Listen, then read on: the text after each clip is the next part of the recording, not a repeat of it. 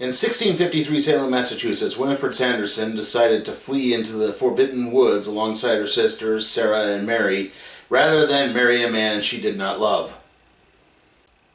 It's then that the trio were discovered by a powerful witch mother, who in fact took them in and bestowed upon them the Book of Spells with a strict warning to never ever perform the all-powerful magic spell.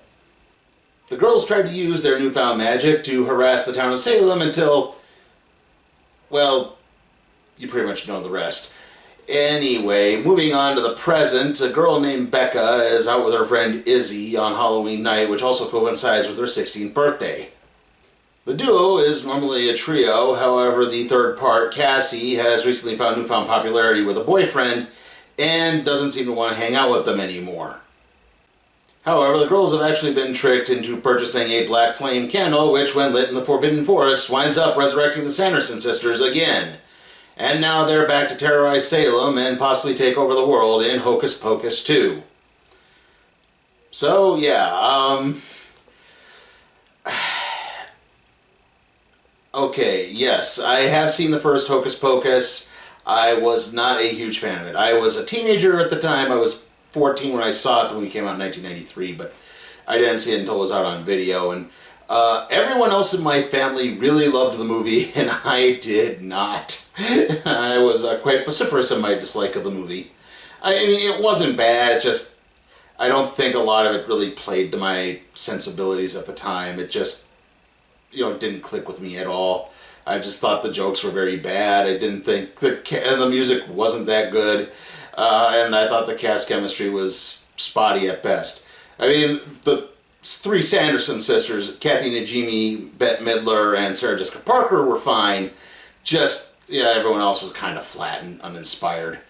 But yeah, it just wasn't my cup of tea.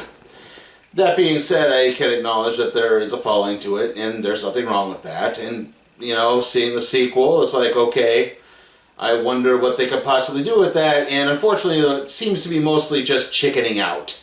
That's the best way I could describe it. Like, I know a lot of people had concerns they're going to try to make the Sanderson sisters sympathetic, and to an extent they do, but yeah, not really, because as soon as they're resurrected, they immediately want to cast the all-powerful magic spell and take over, basically to prevent the sunlight from killing them this time. Yeah, so you're already, you know, like, you tease the idea of a face turn, but then you make them villains again.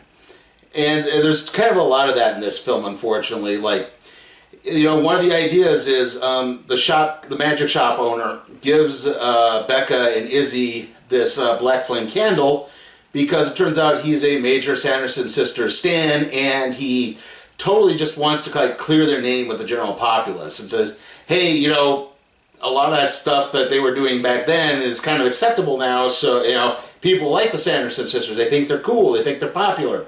There's a drag queen contest for them. You know, like, we should be trying to play into that idea a bit more, but then they don't. They just turn him into a lackey and force him to have to gather the ingredients for the spell, including digging up a resurrected Billy Doug Jones, I can't remember Billy's last name, who finally explains that no, he was never Winifred's boyfriend. He was never, you know, like he said, he was never her great love.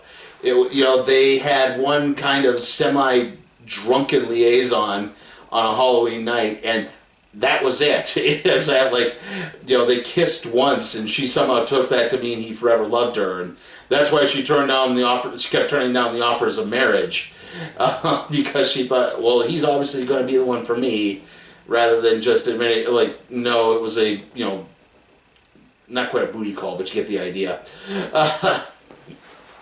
And like I said, again, chickens out. I would say early on, they were clearly trying to introduce the idea of Becca and Cassie, who's the third member who has the boyfriend in the social life. And it's like, they're clearly trying to introduce the idea that they had clearly some sort of romantic feelings for each other, but then they don't follow through on it again. Like, it's just dropped. You know, it just becomes a, well, you got a boyfriend and you were popular and you left us alone. It's like, I invited you to things. I wanted you to join in. just because, I was hanging, and it's like, why would we want to hang out with people who make fun of us all the time? And yeah, that is the other thing. Yeah, like, again, characters are just, they don't quite reach the potential. I think they could have actually done something with this story. There are I think this is actually a better movie than the first one. I think the songs are better, the cast chemistry is better, the performances are better, but they just don't follow through with what they could have done with it. Again, I know Hocus Pocus has a huge following in the gay community. Why not fully embrace it? Why not make it a gay romance story? Why not? Exactly. Like, you have implied, it's like, this thing isn't going to play in China. You're not going to have to really worry about, meeting those censors. Why not, go whole hog? Like, I mean, it doesn't have to be R-rated or anything like that, but you still, exactly, like, play into that more. Have fun with it, and they don't. It's very flat. It's like, it aspires to it, but it just doesn't follow through on everything. And yeah, it's just why, like I said, even though I didn't exactly have high hopes for this, I gotta admit they're kind of, like, I was getting pepped up at certain points. There's some good jokes in this. Like, the sisters get resurrected, they start singing, and the girls are kind of standing there like, what are they doing? Why are they singing? What? Who are they singing to? Exactly, like, why are you doing this? And then another point, because they think the girls are teenagers and they're preparing to, steal their magic or soul or whatever to, maintain their youth. The girls are like, no, we're actually 40. We look at, because now you can buy special creams that have souls just baked right in. It's like, where they sort of played at the modern, like, those actually worked really well. And then everything else is just kind of blah. So yeah, I think you're getting the idea here. Like, there's some parts of this movie I think that were really well done, but it never really reached its full potential. I'm going to have to give Hocus Pocus 2 a C. Like I said, perfectly fine. I guess if you're a big fan of the first one, you might like this more, but yeah, don't get your hopes up for a world ender on this, unfortunately. It's still pretty disappointing.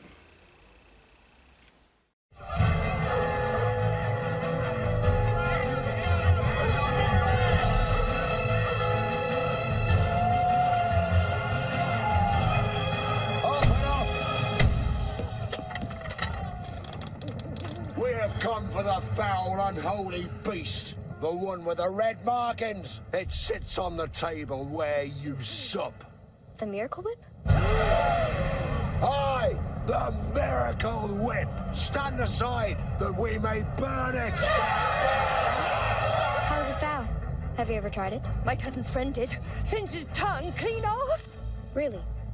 Well, that's maybe a bit much. Perhaps you should try it before making such wicked accusations. It's actually quite sweet.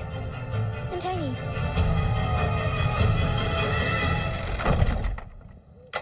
I like sweet things. Shut up, Henry. Okay, so, I've had a bit of a week. Basically, I had something happen to my computer. I had to do a hard refresh on it, and I thought I had created a restore point. Emphasis on thought I had created a restore point. Thankfully, most of the files are good. They were on a separate hard drive, so they weren't affected, but I have had to reinstall a lot of my software over, and some of it is not quite working the way it used to, and so things are a little hectic. Thankfully, I was able to get most of this out on time, everything out on time here, but yeah. Hopefully that shouldn't play too much of a problem, though. The next video is probably going to be the random trait review on, Moon Girl and Devil Dinosaur. Sorry, Moon Girl and Devil Dinosaur Volume 1. After that, well, no, actually the next video is going to be the Week 5 Madden preview, but then it'll be Moon Girl and Devil Dinosaur. Then we're going to have Andor, the next 3 episodes, or they'll be roughly that. It should be after that. The next full-on movie review is going to be Halloween Ends, and after that it's going to be yeah, Black Adam. I know Rob Zombie's Monsters movie came out. I'll try to get to that soon. Maybe I can get that in next week, I guess, if I have enough time. Moon Girl and Devil Dinosaur isn't without spoiling too much of what I think. It's not bad. It's not terribly deep. So there's not going to be a lot of heavy lore to really follow through in that episode. So thankfully, it shouldn't be a over tenuous writing experience. And so yeah, I might be able to squeeze in a review of Rob Zombie's Monsters next week if I can. I'll try to get. I know I'm doing a lot of streaming stuff right now. It's just because I have a house sitting job next week. I'm trying to space it. I'm still trying to sort my schedule out and everything. So hopefully I'll get more videos out when I can. See you all next time.